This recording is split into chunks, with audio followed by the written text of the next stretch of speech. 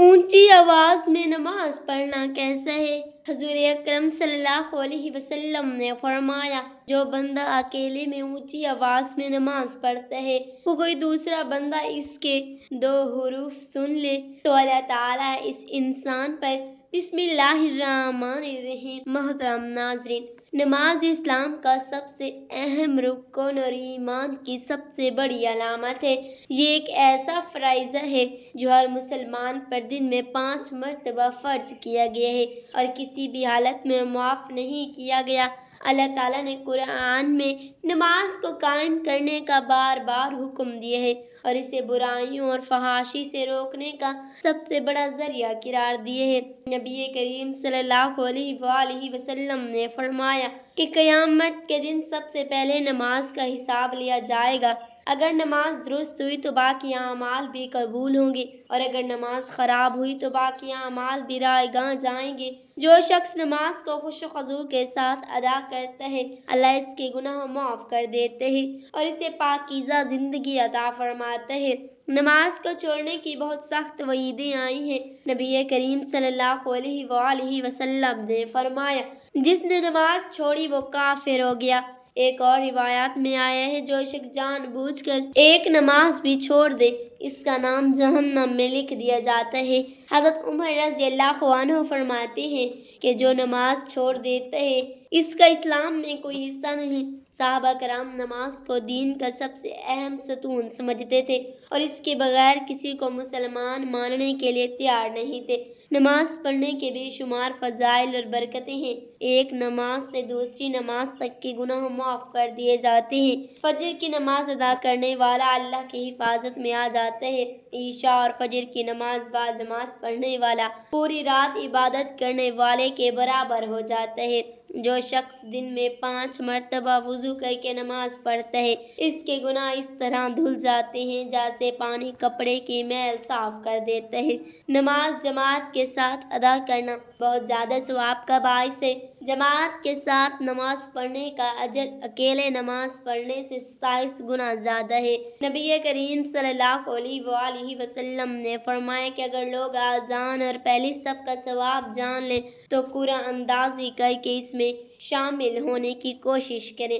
جو شخص عشاء اور فجر کی نماز مسجد میں جماعت کے ساتھ ادا کرتا ہے، اسے پوری رات قیام کرنے کا ثواب ملتا ہے۔ اللہ کے نبی صلی اللہ علیہ وآلہ وسلم نے یہاں تک فرمایا کہ اگر کسی کو مسجد میں نماز کے لیے آنے میں مشکل ہو تو اسے سہارا دے کر لے آنا چاہیے، کیونکہ مسجد میں نماز پڑھنے کا مقام بہت بلند ہے۔ جو شخص نماز کو ہلکا سمجھتا ہے، اس کے لیے قیامت کے دن بہت بڑی حسرت ہوگی۔ جہنم میں لے جائے جانے والے لوگوں سے جب پوچھا جائے گا کہ تمہیں کس چیز نے جہنم میں ڈالا، تو وہ سب سے پہلے یہی کہیں گے کہ ہم نماز پڑھنے والوں میں سے نہیں تھے۔ شیطان انسان کو سب سے پہلے نماز میں سستی دلاتا ہے، کیونکہ اسے معلوم ہے کہ نماز ہی وہ عمل ہے جو اللہ کے قریب کرتا ہے اور نیکیوں کو مضبوط کرتا ہے۔ جو شخص نماز چھوڑ دیتا ہے، اس کا دل سخت ہو جاتا ہے اور پھر وہ گناہوں میں مبتلا ہو جاتا ہے۔ نماز صرف عبادت نہیں بلکہ بندے کے لیے سب سے بڑی دعا اور اللہ سے رابطے کا ذریعہ بھی ہے۔ جو شخص نماز میں خشوع کے ساتھ کھڑا ہوتا ہے، وہ اللہ کے سب سے قریب ہوتا ہے۔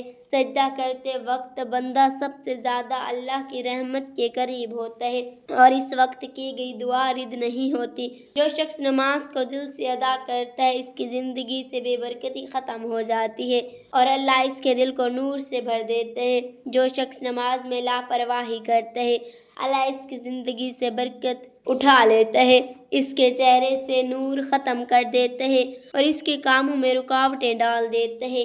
نماز قیامت کے دن مومن اور منافق کے درمیان فرق کرے گی۔ منافقین سب سے زیادہ نماز میں سستی کرتے ہیں اور فجر اور عشاء کی نماز چھوڑ دیتے تھے، کیونکہ یہ نمازیں اندھیرے میں ہوتی تھیں اور ان کا ایمان کمزور ہوتا تھا۔ جو شخص نماز میں کوتاہی کرتا ہے وہ نفاق کی طرف بڑھتا ہے، اور جو شخص نماز کے وقت پر ادا کرتا ہے، اللہ اس کے رزق میں برکت عطا فرماتا ہے اور اسے کامیاب زندگی عطا کرتا ہے۔ نماز میں قرآن کی تلاوت ایک ایسا عبادتی عمل ہے جس میں نبی کریم صلی اللہ علیہ وآلہ وسلم نے نہ صرف الفاظ کو پڑھنے کا طریقہ سکھایا بلکہ اس کے انداز ادا میں بھی خاص نزاکت اور اعتدال پیدا کیا۔ قرآن مجید کی تلاوت کا مقصد صرف آیت کا ظاہری پڑھنا نہیں بلکہ دل کی گہرائیوں سے اللہ کی حمد و ثنا کرنا اور اپنے اندر خوش و خضوع پیدا کرنا۔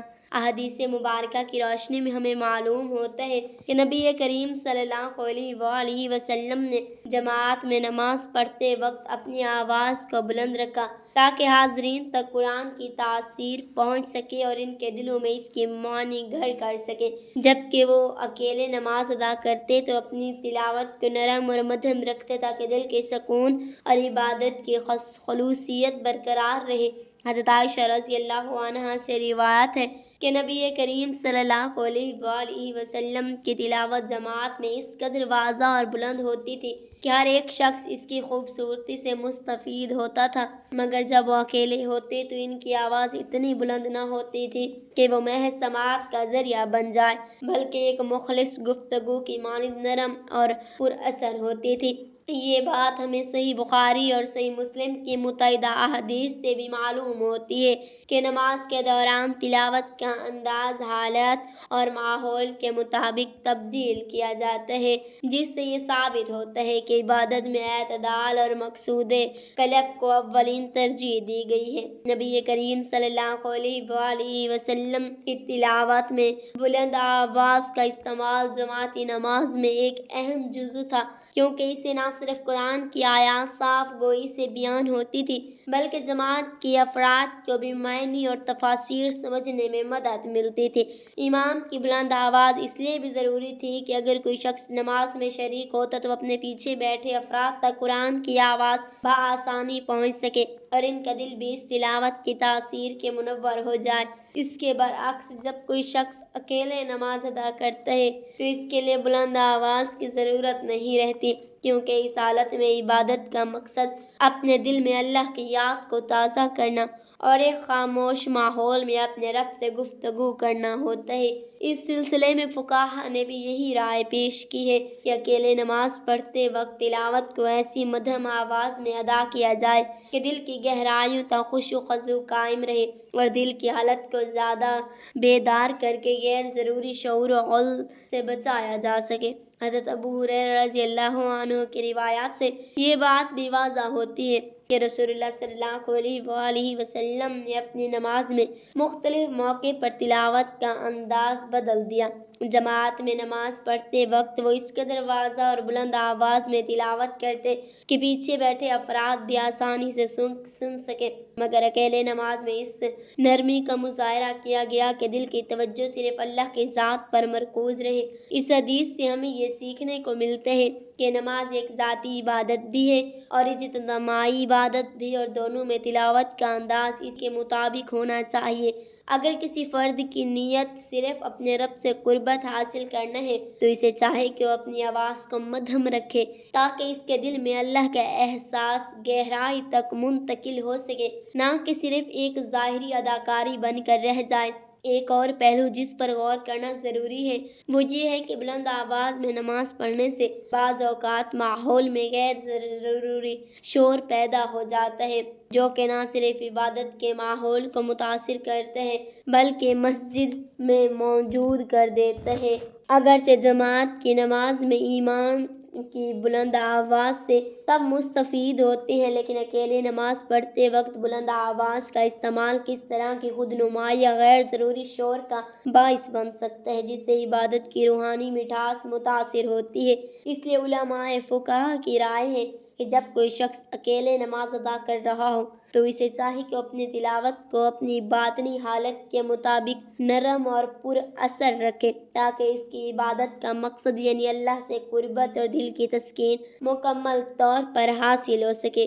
اس بات سے ہمیں آگاہی حاصل ہوتی ہے کہ نماز میں آواز کا استعمال صرف ایک ظاہری عمل نہیں بلکہ ایک ایسا ذریعہ ہے جس کے ذریعے عبادت گزار اپنے دل کی کیفیت کو بہتر بنا سکتے ہیں۔ بلند آواز میں تلاوت سے جماعت میں موجود افراد کو قرآن کی تعلیم اور اس کے معانی کا احاطہ ہوتا ہے، لیکن اگر کوئی شخص اکیلے نماز پڑھ رہا ہو تو اس کے لیے زیادہ ضروری ہے کہ وہ اپنے دل کی خاموشی اور اللہ کی یاد میں غرق ہو جائے۔